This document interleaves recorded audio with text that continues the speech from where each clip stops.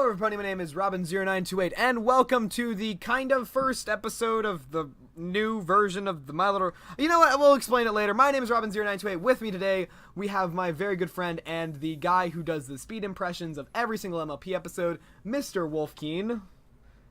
Heyo everyone, Keen947, aka Wolfkeen here. And we're going to be talking about some news stuff, but first I kind of have to explain why the podcast is so different than it used to be.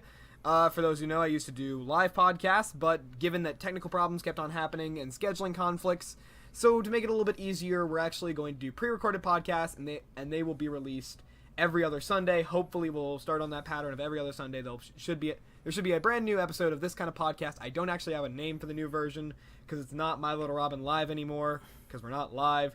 But it's the same kind of thing where we're going to be talking about movie news, and I drink copious amounts of orange soda. So, if you would like to say what kind of stuff you've done while I pour myself a glass, that would be great, Wolfkeen. I'll just say it very simply. I have been a little unproductive as of late, but I am about to get myself back into, like, an actual schedule when it comes to video recording, video editing, and otherwise. Which is making me very glad, because during like the few months that I had to take a forced hiatus due to my mom going through a physical injury, I'm glad that I'm finally able to actually get back into editing, because I feel more motivated and productive, learn English, than ever. Dude, this podcast has never learned English. I mess up. I know, and that just sorry. Oh, you go. You go ahead. Yeah, that just seems to be the thing with me. It's like, I try to say a word, then I mess it up, and I'm just like, God damn it, learn English. Yeah, this podcast, I don't think I've ever spoken English properly. I think that there should be some kind of compilation of me never remembering how to say anything, including my name at one point. I forgot how to say my own YouTube name, and that may have been the 3rd anniversary podcast, which is even funnier because it was an anniversary. And I just forgot how to say my own name. I've done that before. Like, I remember doing that as a blooper alert. I messed up my own name, and I'm just like, God damn it. Just That's how Robin 4 numbers got started, I think. Because like, sometimes Robin0928 is just... Or it was DB's stream that I did this recently. His Quiplash stream that he did last week. And I had to put in a name, and I was like, oh, I'm going to be Robin 4 numbers. Because some people forget my numbers. I don't know why, but some people forget the numbers. Oh, and that actually reminds me, for the weirdest reason, the podcast, there will be some live episodes, like celebrations, special occasions, but they will be this for now on. But some special ones, or podcasts at conventions maybe in October that will be live. I can't say, but possibly with Toon Critic. That's going to be a great podcast. Hint, hint, nudge, nudge. Toon and I have been planning that for a while, and we're gonna have a very special guest on that podcast. Hopefully, if it's actually gonna happen, that's gonna hopefully be fun. It goes well for you. Yeah, that should be up. That'll be up actually. That might not be up until the Saturday after the convention though, because they don't let us upload. The rule is we're not allowed to upload any panel footage until the weekend ends. So I could either put it up very late Saturday or put it up the next or very late Sunday or very early. Or earlier, or the next week. I could just save it for the next week, but I might just wait for the next week, but it could end up being uploaded Saturday, which is going to be really funny since the podcast should be held on Friday night. So, having to wait a whole week to see that's going to be great for some people. Well, I bet. So, I have been gone for 4 weeks, and a lot of stuff has happened in movies and things that I usually talk about. First thing, it was like 3 days, it was maybe a week after the last podcast. The Batman 1960s trailer came out, or whatever it's called, Return of the Caped Crusaders. I'm looking at the story right now. God. I saw that on Twitter. It's like when my friend Zachary, he showed me that on Twitter, and I'm like, no way to bring it back. I knew about this. I've known about this for like a year and a half when they announced it for the 50th anniversary. I knew that they were making a DC animated movie based on the 60s show with Adam West, Burt Ward, and Julie Newmar back. But I wasn't expecting it to be this funny. Just, oh my god, this is like as satirical and Hammy. horribly campy as you can get, and I am absolutely in love. This will probably be my favorite animated superhero movie of the year. Yeah, I definitely want to see it myself, mainly because, like, it's weird because I love the Adam West Batman mainly because of how hammy and campy it actually is. It's like, you don't take it seriously, you watch it just for some of the more funnier things about it. Yeah, it's for those who don't know, Batman Return of the Caped Crusaders is coming out on digital HD October 11th and Blu-ray November 1st. So it's a lot worse than the Killing Joke, which came out like one day and then 2 days later the DVD was available. It's about a month that you're gonna have to wait or it's a half a month if you're gonna wait for the DVD. But I'm gonna get this on digital like the day it comes out. I am I'm hyped for this one, and oh, you go. I may actually pick it up on Blu-ray. Like, I'll definitely wait till November, and I'll probably pick it up on Blu-ray. I might get it on Blu-ray if I really enjoy it. I'm going to get it on digital HD just so I can see it early and maybe rip off your style and do a whole speed impressions on it, or kind of like Maddie's and do a Blethers video on, which her Killing Joke video is really funny. I just saw that recently. I didn't. It's like, I know I've heard some people talk about Killing Joke, though I haven't really taken any opportunity to go see it myself. After the podcast, I'll share with you how I saw it, and it may have not been the most legal way to see Killing Joke, but Killing Joke, I did enjoy Killing Joke. I'm one of the few people that saw past the opening 30 minutes like of new footage and new story. Is that new footage pointless? Yes, it's incredibly pointless. Like, it has nothing to do with the rest of the story. But, you know, it actually does give Batgirl an arc in the story, which is something the original comic never did. The original comic really didn't have an arc for Batgirl, and this kind of does have an arc. So I really wouldn't know, considering that I didn't grow up with the Batman comics. It's like, my first experience when it comes to Batman is through either the games or through some of the movies. And I'm not talking about just the movies with this guy as Batman, Arkham Knight and all that. Arkham Knight's not a movie. Sorry. You know what I mean? Like, yeah, I know what you're talking about, but like, that's like the worst example you could use. But you know what I'm saying? It's like, you know what I'm saying? Like, Christian Bale. There we go. Christian Bale is Batman. That was what I was trying to say. Oh, Bale's Batman. Yeah, I didn't start with that. I started with some of the earlier ones, like with the Joe Schumacher movies. Yeah, a couple years ago, this was right after I started doing the whole Robin0928 thing, I did a marathon of every single live-action Batman film from the 1960s to, at that point, Dark Knight Rises was the most recent film. So I guess that would be 2013, I guess, would be when it came out, when I did that marathon. And that was the first time I had seen Batman and Robin. I'm sorry that I saw that I did that whole marathon, because that spoiled the rest of my day. Although, probably one of my favorites that nobody likes is, I absolutely love Batman Forever. And some people hate me for that. Because I love Batman Forever. It's a terrible movie, but I love it. It's great. I can believe that. It reminds me of the little marathon I'm currently doing with the James Bond movies. Like, I'm watching every 007 from 1963 up till now, and I've only seen two. I've only seen the first two, which is Dr. No and From Russia with Love. Okay, so you just started this marathon. Yeah, I just started it, and it's definitely cool seeing some of the earlier movies. Like, say like you grew up with a movie like saying like the late 90s or 2000s, but then going back to see the series all the way back in like the 60s and something. It's super surreal. It is. Like, it's always weird to see James Bond change, the Bonds change, and this actually came out today.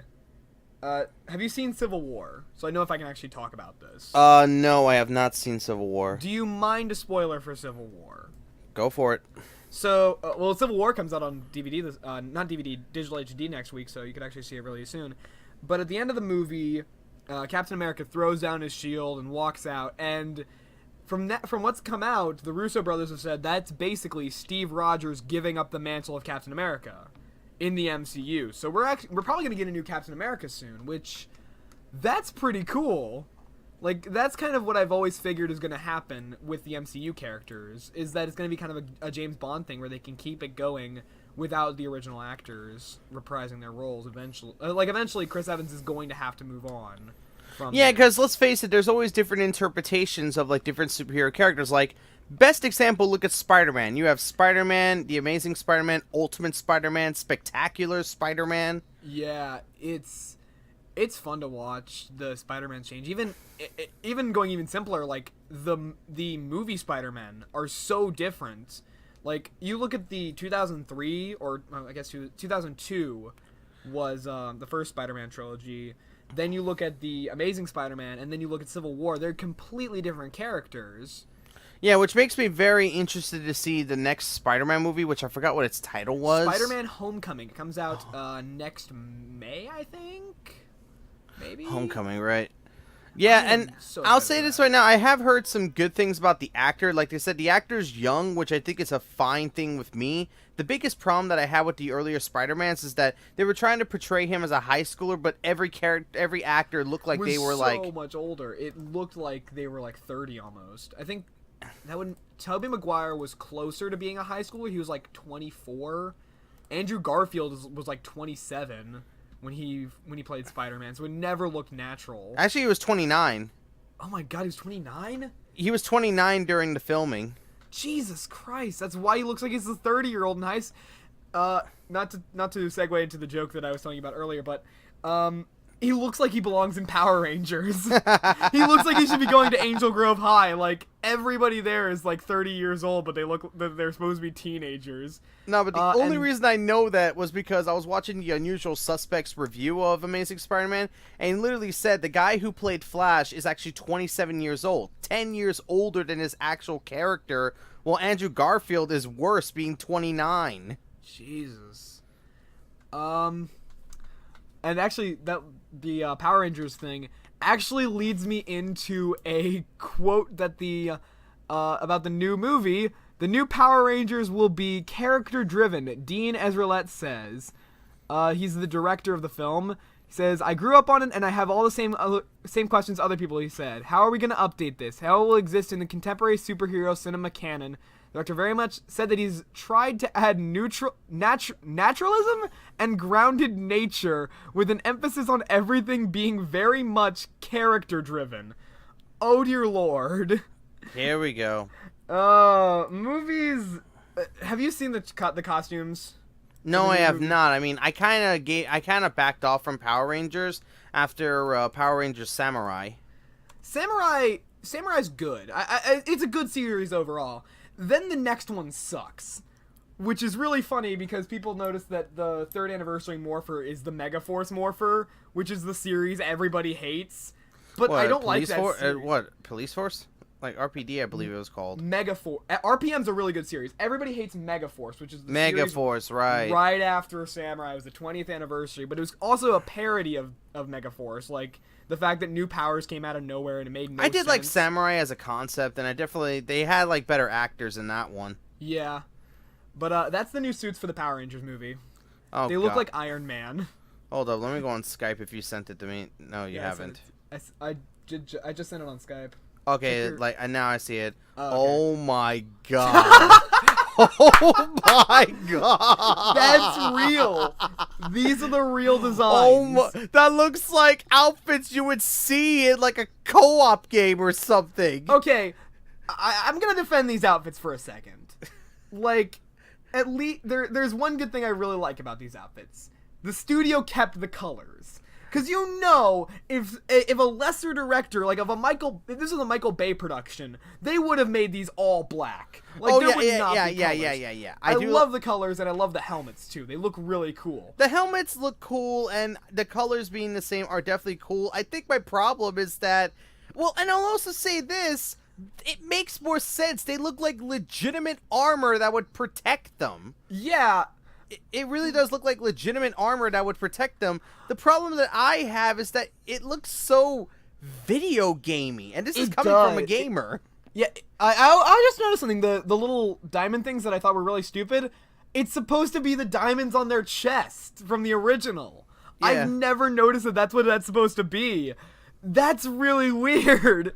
They look like knockoff. They look like if somebody from a convention had made like Power Rangers cross Iron Man. That's what this looks like, especially the Blu-ray. The Blue Ranger especially looks like a Power Rangers Iron Man suit. But I know, it really does. And the heels as well. That's so weird. Like, you can see the Pink and Yellow Ranger are actually wearing heels Yeah, in their I know. suits. That never makes sense. Like, if it's supposed to be armor, then you have completely failed the point of armor. I know. That's Oh my just like God. that's just one of the massive problems I have with modern media. It's like, oh, we need to make sure that people understand that this is a girl. It's like, why? They have boobs.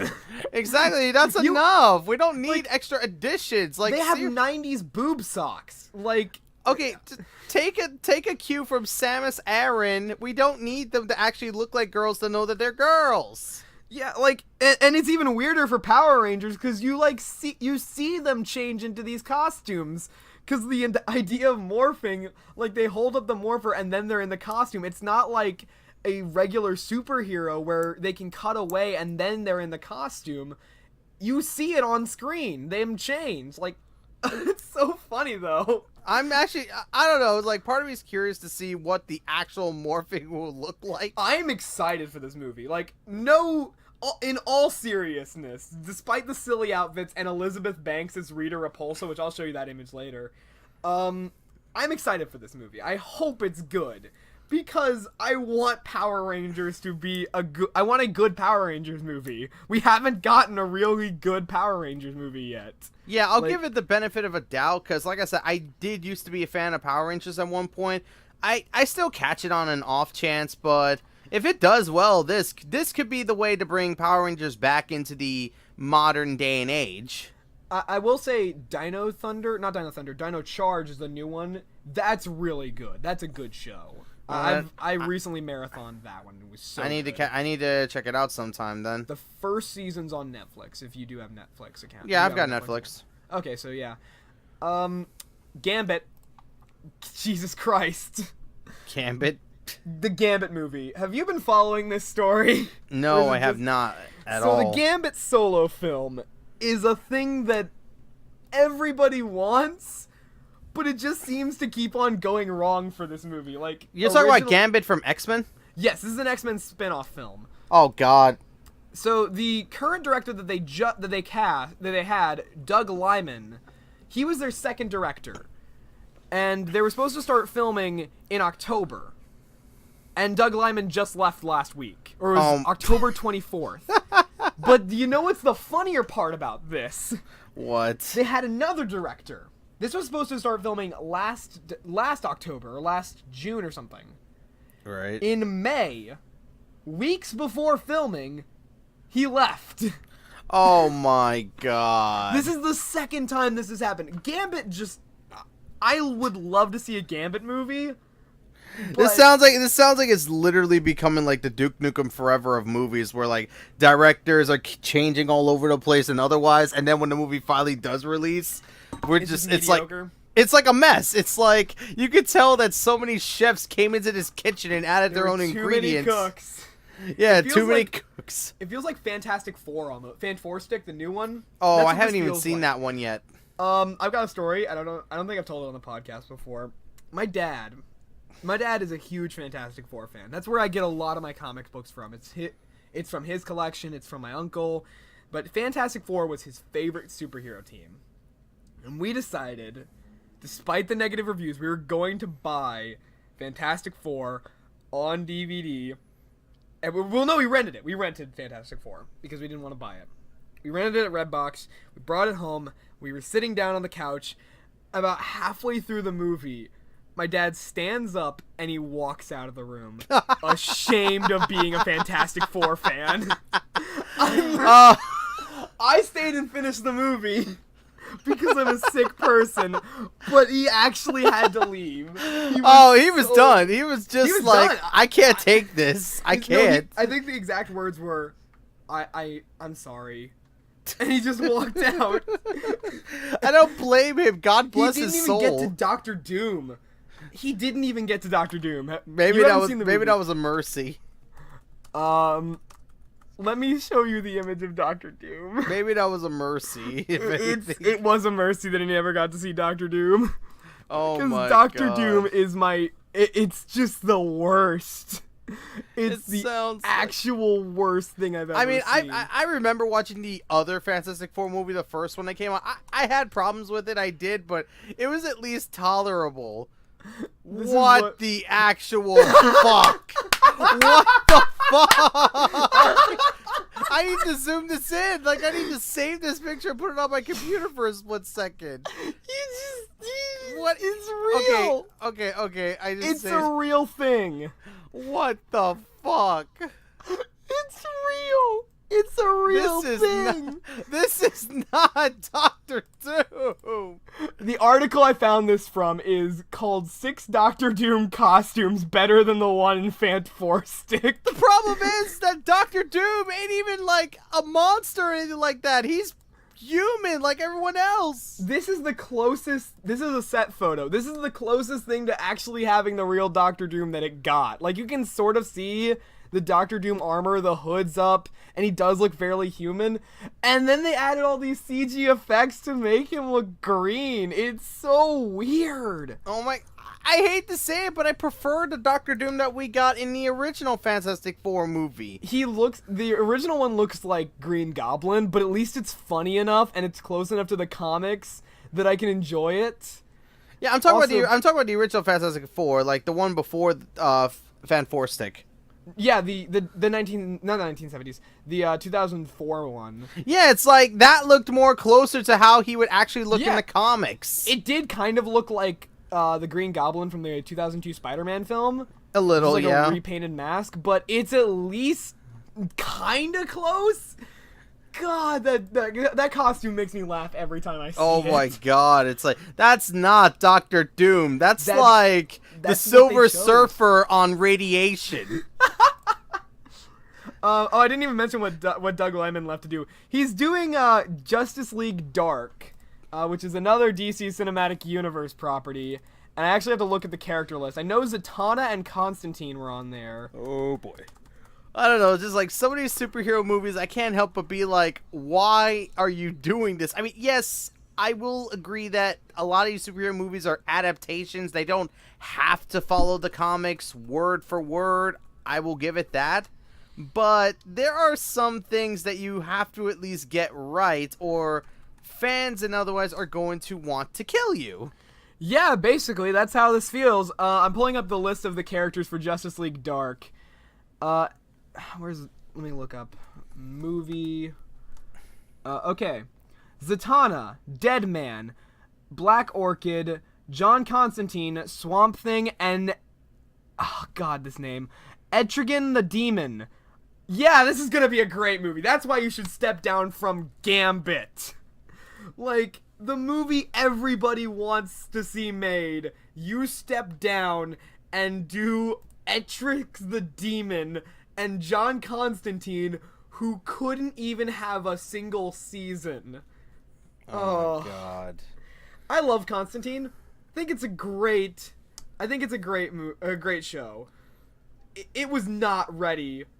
It just was on the wrong network, and it wasn't at the right time. Like, John Constantine, the problem it suffered was that it was on, not CBS, it was on a major network. It was NBC, and they did it like basically Monster of the Week, and It was not serialized. It was terrible.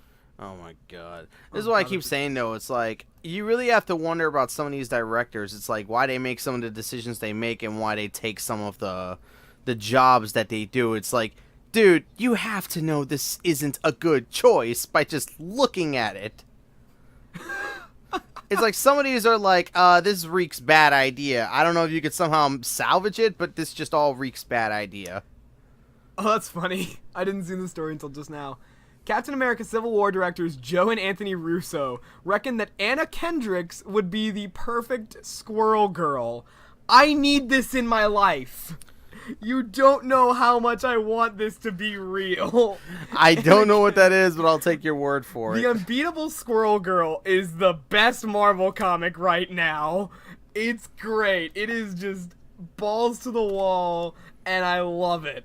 Okay, Oh my I definitely have God. to bring this up. Since we're talking about Marvel Comics and otherwise, I literally have to ask you about, like the Batman v Superman movie. Like, I actually... Okay, yeah, I should probably talk about this. Yeah, because I want to bring up an example. It's like, I like the Marvel Universe because they at least have multiple movies for each of these heroes, and then actually have big, like, one big movie maybe involving some of them in some form or fashion. Like I said, look, we had an Iron Man movie, a Thor movie, a Hulk movie, before we finally got, freaking the Avengers.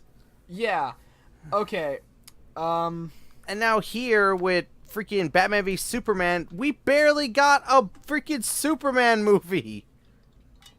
All right, so Batman vs Superman is probably one of the worst films I've seen this year. In all honesty, I absolutely hate this movie. Like, I've seen bad movies. Not Justice League. It feels like a Justice League movie. Batman vs Superman is its own weird level of terrible. It's because it's trying to be like the Batman, Superman, and Wonder Woman movie all in one to begin the Justice League. Oh no, it's even worse. It's Origin of Batman, a Man of Steel sequel, Death of Superman, Batman vs Superman, Batman, Formation of the Justice League, and a Wonder Woman. It's 6 movies! It's like cramming 6 different stories that don't need to be together. I don't know what this guy was thinking, but... Zack Snyder's a freaking idiot. Yeah, though. Zack Snyder was not being the smartest cookie in the jar. It's like, dude, you need to give more, like, build-up and otherwise before you could just do this. Especially the death of Superman. Like, I know... You can't do that. Yeah, I know how many people are passionate about Superman, and hell, I like Superman in many ways. The fact that they literally just killed him off in his second movie, I don't give a damn that he's going to be coming back. I never developed a connection for the Superman anyways. I loved the Angry Joe Nostalgia Critic crossover where he was saying, I want to see the Justice League at Superman's funeral. I can literally do that. Like, I want to see the Justice League at Superman's funeral, but now I can't. It was, I want to see I want to see, and I do like kind of the idea that they do at the... I have good points about Batman vs. And Superman. I love this. Let's say, how many comics were there before Superman was finally killed off? It's like, I don't know, hundreds, thousands of comics. Even. How many movies did you make before you finally killed him off? Two. You killed him in 2 movies. Okay, you want to know the best part about that? The audio spiked when you said that. It hasn't spiked this entire podcast whenever you talk, but it spiked when you yelled into the mic. That's the best thing I've ever had. That's the best part of this. I know, but you see how loud I could get it, how much I could, like... Oh, I hate that movie. I don't like it either. Like, I watched it all the way through, and I was like, okay, it can't be as bad as people say it is. And guess what? It is. it's not. There are some gleaming elements of things. Like I said, I loved Batman in the movie mainly because how threatening he sounded. Like, I could totally buy Ben Affleck as both Batman and Bruce Wayne. Yeah, he gives it off really well. And I do like that this is supposed to be a later version of Batman, where his morals have kind of gone out the window at this point. Of course, there is some weirdness where it's like, because they kind of established that Batman, or it's like the motivation's weird because they're saying like, oh man, I hate Superman because he murders all these people. And yet Batman literally blows up trucks, kills people in that warehouse. He murders a lot of people in this movie. I know, that's the problem. It's like... There is no motivation in this movie. There literally is. That's the biggest problem. The only positives I could give is that Ben Affleck as Batman surprised the hell out of me. I even have one good thing about the death of Superman, is that I like the idea of Batman setting up the Justice League to kind of honor Superman. That's actually a cool idea. That's a really good idea. In a better movie, that would be, or a better comic book, that'd be a great reinterpretation of the Justice League. But it's not. It's a bad movie, so... I know. It's like... They would, I mean, this guy could have had something amazing and then he just squandered it by just trying to, like, add 6 movies into, like, I don't even remember how long the movie is. It was, the theatrical version, which was the one I saw, was 2 hours and 40 minutes. Oh, almost. God, that sounds about right. But there's an extended cut with 30 extra minutes of footage. That brings it over 3 hours. So about the length of a normal Harry Potter movie. No, Harry Potter didn't get to 3 hours. Harry Potter never got to 3 hours. No, not Harry Potter. Sorry. I was thinking more like Lord of the Rings. Yeah. Yeah, Lord of the Rings is standard 3 hours. Oh, the extended cuts make it like 4 hours. But Lord of the Rings is each one long movie. Like, it's a long book that they're making into a movie, and they try to keep as much as possible. So I understood it being 3 hours. This movie really didn't need to be as long as it was. The problem was that if they didn't try to cram 6 movies into each other, the movie probably would have only have been an hour and 20 minutes. I could see almost 2. I could see about 2 hours. Like, you spend the first part of the movie establishing Batman and his connection to Superman and why he doesn't like Batman. Have them have an actual fight, have it almost end like that, and have Lex Luthor be the thing that brings them together and makes them fight each other. That's a movie on its own. Oh, you don't and need by the Wonder way, Woman. Jesse Eisenberg as Lex Luthor. I don't hate him. I'm not as vocal against Jesse Eisenberg as Lex Luthor. He's not a good Lex Luthor, in all honesty. He doesn't even look like a good Lex Luthor. I can understand where they're taking Lex Luthor, and I do, for what he's given, he tries to make it his own thing. And I can appreciate that, and I think he's not a bad actor, and he does a decent job. However, it's just so weirdly written. The writing is really the problem on that one. The writing and the direction. His acting is just taking it and going all the way with it. He's just like, I know it's a bad movie, so let's just have fun at this point. I know, and don't even get me started when Doomsday pops into the movie. Oh God, I hated Doomsday. I think the worst part is that the fact that Doomsday was spoiled in like some of the trailers. It was spoiled in the second trailer. Yeah, I know. When it was spoiled, people were just like, "Oh, fuck this." Yeah, that's how it That's how it feels sometimes. That was the first indication of fuck this. But then again. The first trailer was good. Yeah, Amazing Spider-Man 2 made the same mistake by having one of the trailers be the exact same ending of the actual movie. Yeah, well, okay, we didn't know that was the ending shot. We thought that was a part of the movie when we went to go see it. But now we know it's an ending shot, so yeah, literally... we know it's the literal last shot, and the way that it swipes into black, that's how the movie ends. I know, they literally spoiled the ending for us without us realizing. It's so weird. I'm sorry to say this, but that's just not how you do trailers, people. A few people have asked, like, because I have a Batman vs. Superman poster in my room. It's right above my bed next to my Gravity Falls poster. And some people asked, like, why do you have that if you hate Batman vs. Superman so much? I got that for charity. I bought that before I saw the movie, and it was $1, and it was going towards St. Jude. So I bought that at my theater because they were doing it opening weekend. And it was kind of nice to do that. And I knew that Ben Affleck would probably be good as Batman, and it looks really cool. Well, a lot of people were scared of Ben Affleck being Batman, especially after he played Daredevil. Yeah, but then when we saw the first images and the first trailers, we saw that he could actually do a really intimidating Batman. Yeah, so exactly. I think that everybody was kind of like, okay, we can trust him to do Batman justice. But the point I was trying to bring up is that this is what I'm trying to say. With Marvel, at least they try to have separate movies to, like, expand the character before actually putting them in a massive movie of some sort.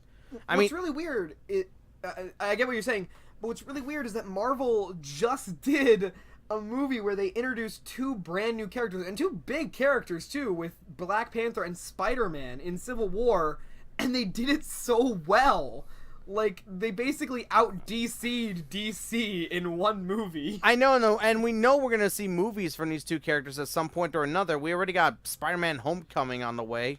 And Black Panther is scheduled for 2020, I believe, is when that's coming out. I don't remember. Black Panther might be 2019 or 2018, but it's later. It's a couple years. But that's what I mean. It's like they're giving movies to these characters. Even if they add them for like a small bit of time, we're actually getting movies for these characters to expand their character a little more. And the one thing I like is that the larger movies that they do are still considered canon in their later movies. Like, look at Iron Man 3. They still had, like, they had Tony going through anxiety attacks from what happened in the Avengers. And that even carries over after and the events of movies aren't just left off. Like, especially with Civil War. Civil War basically acknowledges every single Marvel movie, like, ever. It basically just says, yeah, we've caused a lot of problems. Like, that's really what what a lot of people were complaining about with the Marvel movies, is that it always seems like the Avengers, it's just fine that they destroy these cities and they probably killed millions of people, and yet they acknowledge that in Civil War, and they acknowledge it in a really well done way. It's like, oh my god, yeah, I didn't think about that. Or it was like, I think somebody said it best when they were talking about one of the trailers or one of the scenes in the movie shows footage from the Battle of New York and the Avengers, and you can see it like on a cell phone where the Hulk, it's the scene where the Hulk's just jumping through and smashing buildings. Yeah. And when you're watching the Avengers, you're like, oh yeah, that's so cool, smash that building. And then when you watch that footage and you see the Hulk jumping towards that camera, you're like, oh god, that person's dead. Yeah. Oh, I was excited about that. Yeah, exactly. Dead. We feel like jerks. That's so good. I feel really good about a movie making me feel that bad about civilians. See, that's what I like. I like when movies acknowledge the smaller things, because we don't really think about it. Like, I think a good example that I could bring up is, have you ever heard of the Cornetto trilogy? Yes, I love those movies. There was one from Hot Fuzz. Literally, one of the things that actually got praised by police officers was literally they showed the character doing paperwork. Yeah, paperwork. As somebody who has a dad who worked in law enforcement, yeah, that's exactly what... A lot of times my dad would talk about it literally being more paperwork than anything. And they literally showed paperwork in the Hot Fuzz movie like multiple times. That was great. It's like, wait a minute, we're seeing paperwork in this, and it's a comedy police movie. A fucking comedy got it. And paperwork is just a part of the movie. That's so well done. I know, it's like... I love those movies. That's what I mean. I like movies that that bring up some of the smaller things that we don't think about. It's like, yeah, destroy that being. Then we see a video of that person probably dying from said thing. I'm like, oh, fuck. Oh. Yeah, it's like... I'm trying to remember this one... This is another Avengers thing. It's like... it was a joke in the middle of the movie, or near the end of the movie, where it's like, I don't know what shawarma is. We should go get that. And then the end credits scene is them getting shawarma. There's no big tease for the next movie. It's literally just them getting shawarma. It's awesome. Like, that's funny. They acknowledge this little small joke in the end of the movie, and then they make that the end credit scene. Something that fans are like, they know is going to be some kind of tease for the next big project. You know what? Thinking about that reminds me of a line from, like, Superman from, like, I think it was one of the movies where he literally says that he lives in a world of cardboard, afraid to break something or break someone. I almost feel like that's Superman 4. No, it was an animated movie. Oh, that might be All-Star Superman. Yeah, because literally he says he feels like he's living in a world of cardboard, always afraid to break something or break someone. I love All-Star Superman. I just rewatched that recently. But that actually gets me thinking, did you see Suicide Squad? No, but I've been hearing some really poor to mixed things about it. It's like one of the most mixed movies I've heard about. I personally enjoyed Suicide Squad. It's the first DC movie that I have seen that I walked out of. I was like, that was fun. I enjoyed myself. Like... Yeah, like, I was like, oh my god, this is what fun feels like. Yeah, for me, it's like, I've heard mixed to bad things about the movie. I have heard bad parts about it. It's not great. Yeah, I've heard people say that there are some legitimately good things about it, but for the most part, a lot of people are saying it's very mixed. Yeah. It's pretty mixed. They're good and bad. There's good and bad in both parts. There's a lot of bad.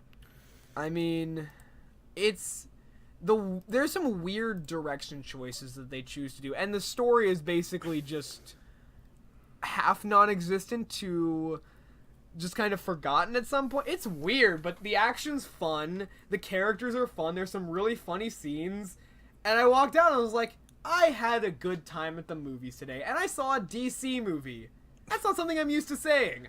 But I really enjoyed myself. I think I tweeted out that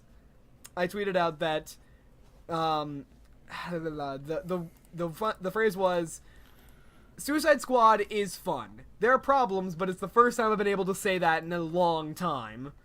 I think the last time I saw a DC movie and I was like, that was fun, was probably... No.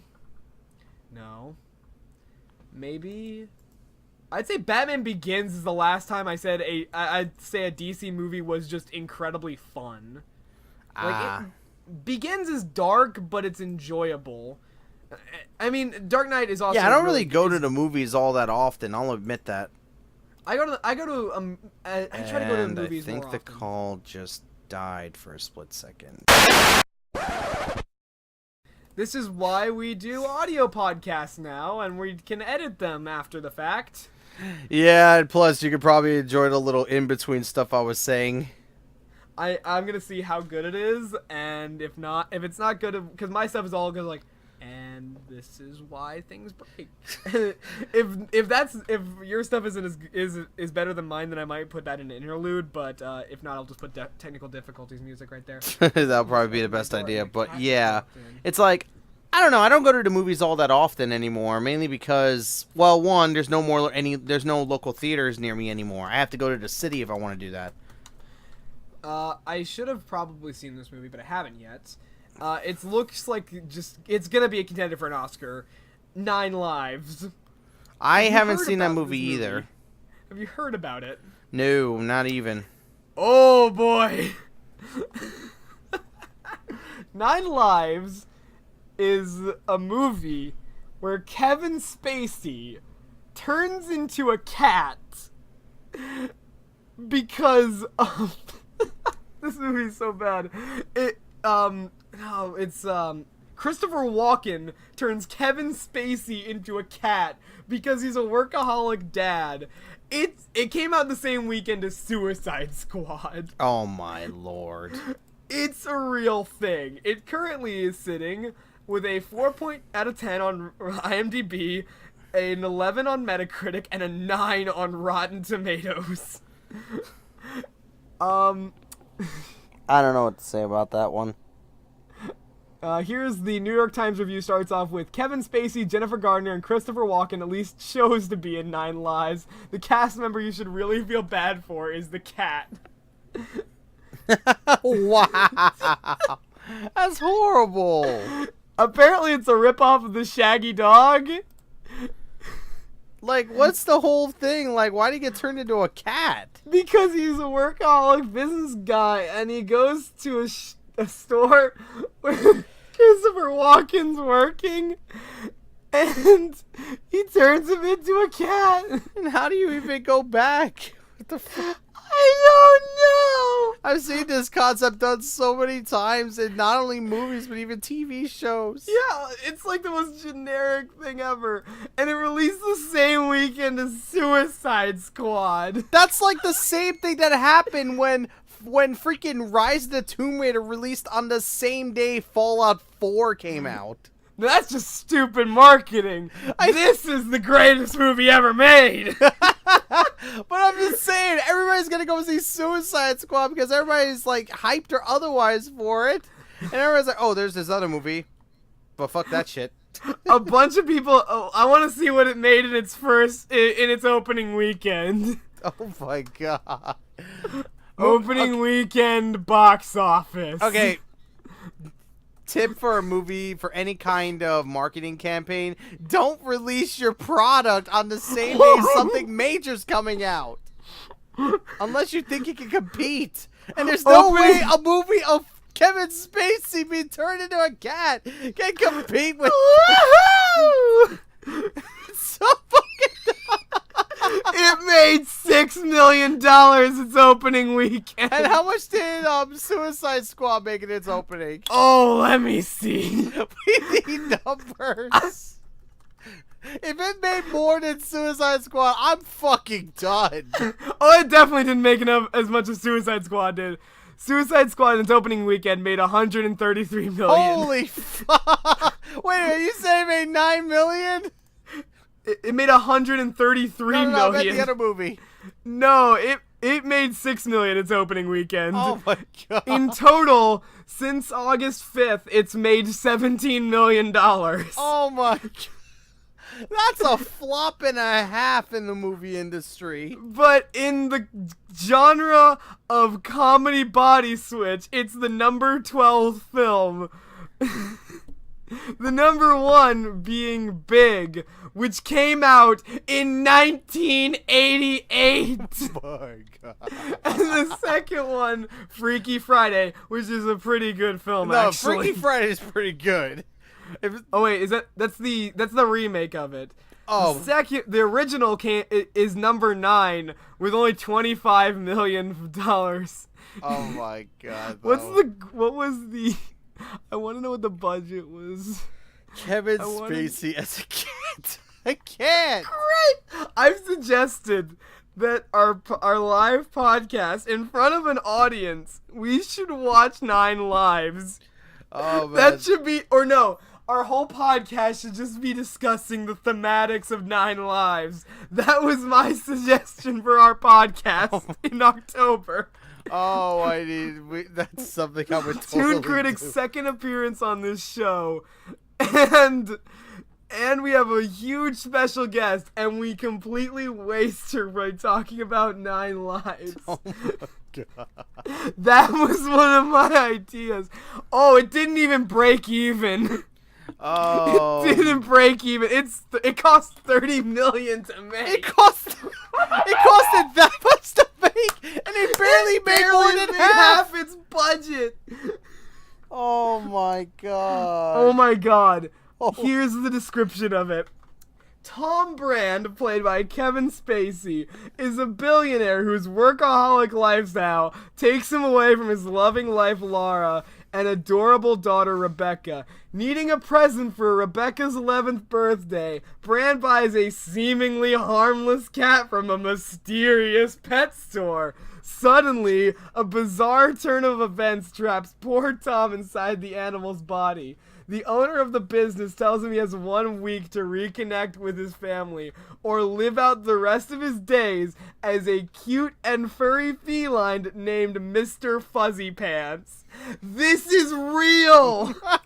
This is a real movie! And what makes it worse is that I know Kevin Spacey is a really good actor. I know. It's just, yeah, he's a really good actor. I mean, he's got a great on-screen, appearance and everything. Hell, I know he's a good actor because he was the main reason I played Advanced Warfare story in Call of Duty.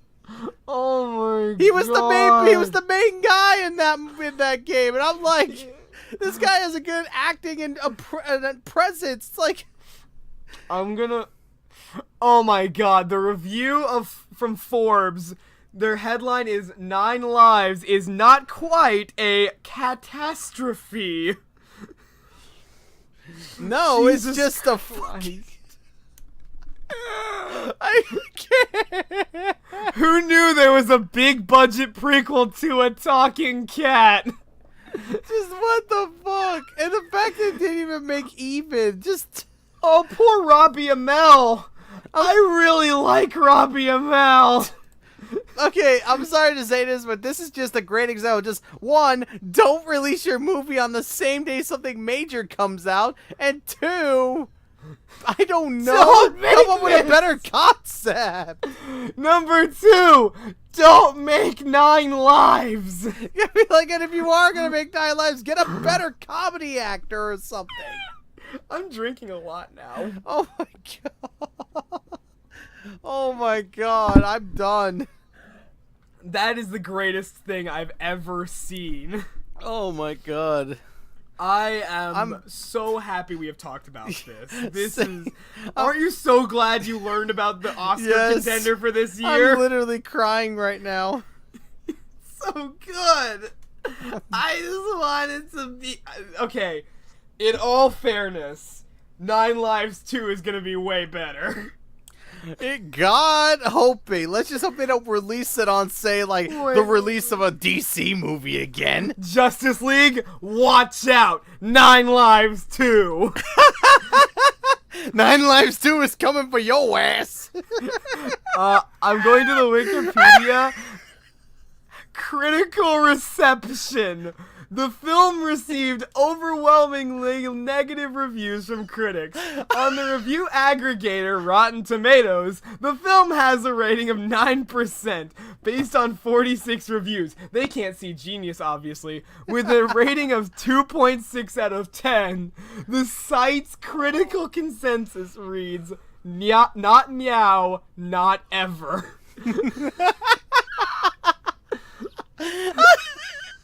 IndieWire's David Elcrick gave the film a grade of D, saying, "Cats may have 9 lives, but you only get 1, and it's too precious to waste on this dribble. You're better off watching a gif of a cat whose face is stuck in a slice of bread. It'll save you $20 in a few hours of your time." Oh my god.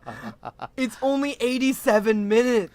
Oh my god, that's about the length of a standard movie. No, that's less than freaking Equestria Girls. Oh my god, it's true. That's like a TV we could movie. go and watch 9 Lives, Wolfkeen. No. We don't have to see all 3 Equestria Girls movies. No, fuck that. I don't think I've laughed this hard doing a podcast in a while. Oh my god, I needed this laugh today. I've been feeling kind of down, and this laugh I needed. I kinda got a little loud though. I know it spiked the mic multiple times. In an opening weekend, it finished 6th at the box office. Wait, it actually placed in the top 10? It did! What the fuck? The film hasn't come out in other countries, so you know what? That Chinese box office, that's gonna be the thing that gets in a sequel. It had... No, you're kidding me. What? 1, 2, 3, 4, 5 writers! It had 5! This is the best of 5 Good writers. Burger! Welcome to Good Burger, home of the Good Burger. Can I take your Good order? Burger, I think, had like 4 writers or something. Oh my god! It was directed by Barry Sonnenfeld. Oh no! He made Men in Black. Oh my. This is the director of Men in Black and the Addams Family movies. Oh my god. Oh my god! Are you kidding me? Okay. This is real. He also... Okay. He also did Wild Wild West. Oh, I need... And Enchanted, Pushing Daisies. Man, that's great. I'm good. I'm done laughing. That's so funny. Oh, I know some people are probably gonna be 5 annoyed with all writers. my laughing. Oh, I'm gonna see what each of these writers has done. Oh, I can't. They don't have Wikipedia pages. Oh my god. Oh my god. Who's Gwen Lurie? Ladies and gentlemen, even when we're not looking at a cat movie or a cat video, the mere concept of it just makes us laugh our asses off. What has she written before? Oh my god. She's been nominated for something. Oh my god. She was a writer for Around the World in 80 Days? There's no way that she was a writer for Around the World in 80 Days. She was nominated for Best Adapted Screenplay in 2012 for the Music Never... Oh, it's not an Oscar. Thought it was an Oscar for a second. I was about to say, this is an Oscar Award-nominated writer. This is the greatest thing I've ever seen. Oh my god, that was... Ladies and gentlemen, 9 Lives is still in theaters. Go see it. This podcast has been sponsored by 9 Lives. and the Kevin now. Spacey Corporation. Oh my god, I want to see if I can get a detailed plot summary. Oh my god. Let me go to the 9 Lives wiki. I just feel bad for Kevin Spacey because I know he could do better. I know he could. How do you go from Call of Duty being like the main bad guy to being a cat? How do you get Robbie Amell, who had a really secure job on Flash, and works with his brother Stephen Amell, and you've got like the best. He's a really freaking good actor, and you get him in this. You took him away from the DC shows. This is the reason. This is the reason he left Flash. He died for our sins that we weren't worth. He did. He literally died. It was not worth the sacrifice. It wasn't worth it. You should have let that portal destroy Central City. At least you wouldn't be in 9 Lives. We are horribly bashing on 9 Lives. It's like this last portion of the podcast has literally become the 9 Lives, like... It's the 9 Lives critique podcast with neither of us having seen the film. Just hearing about it is enough. Christopher Walken, too. Why the hell is Christopher Walken in this? I don't know. I don't know. I just said that at the same time you did. Everybody can do a Christopher Walken impression with the What I don't the know. fuck is this? I don't know. I'm gonna become sick again because of this movie. I just got better, by the way. Oh One of the my reasons I haven't god. done a podcast in a while was because I was really sick. And this is what I come back to. You should imagine how I'm feeling after hearing all this. I'm just like, what am I even listening to as of right now? This is real. 2016 is the best year ever. This For like is the so biggest flops in the world. It makes no joke. 2016 makes no sense anymore. Oh my god. Okay, Geeky Steven just sent on a tweet. I just checked Twitter. Never have I been to a theater or first look thing that hypes up a cereal more than movies. Thanks, Honey Bunches of Oats. I'm gonna respond saying, what, are you going to go see 9 Lives? He'll understand the context later. Oh yeah, because this isn't live. He won't know until tomorrow. I know. Nobody knows this is coming out. I haven't teased this at all. I am literally red in the face right now. I just gotta look at myself in the mirror. Oh my god. I wish I could see myself. I'm too far away. Oh my lord. I can't anymore. You know, Oscar bait has gotten really obvious nowadays. Oh my god. I hope that this gets like if the internet could vote on things that should be given an honorary Oscar, do you think we could get 9 Lives at Oscar? Alright, I think we're kind of beating this horse to the ground now. We're also at an hour. Do you want to stop?